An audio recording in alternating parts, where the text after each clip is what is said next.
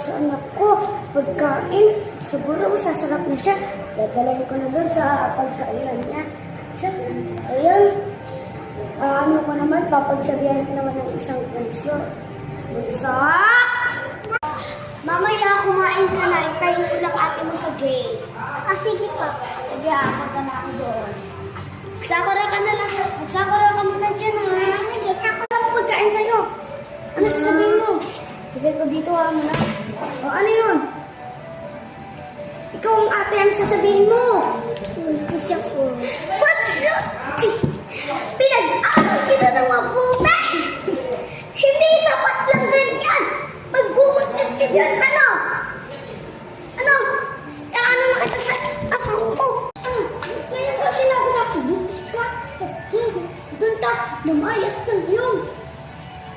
Ayan ang buti sa'yo, lumayas ka.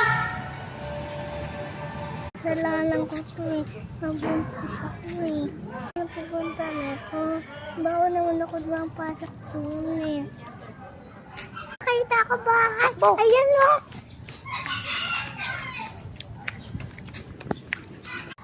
Dito ko titila.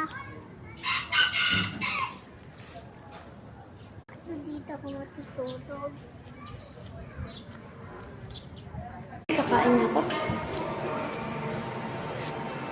Tapos na ako. Ay, nakalimutan ko. Bunsal! Kaka! Ayan! Naghugas ako ng pinggan ha. Kumain ka na dyan.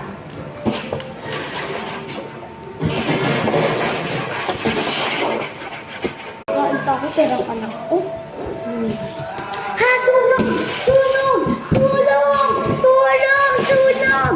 Tulong! Tulong! Salamat ha! Nakikilala ka. Ikaw ang anak ko. Anak ko. Huwag ka lang kakalo sa akin. Dalawa kayo. Punta na kayo dito. Kain na tayo. Kain na!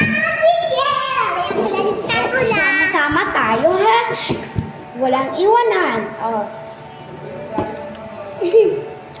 Best friend forever. Okay? Kain na. Tapos na ako. Hugas ako. Kitaan, nasabi ni Mari, lilipat na daw kami ng ibang bahay. Tawagin ko na ang mga anak ko. Mga anak! Mari ko, lumipat na daw tayo ng ibang bahay. Nanakawi daw ang mga kayamanan natin. Tayo, mahirap na tayo. Ang dami natin pinagsikatan.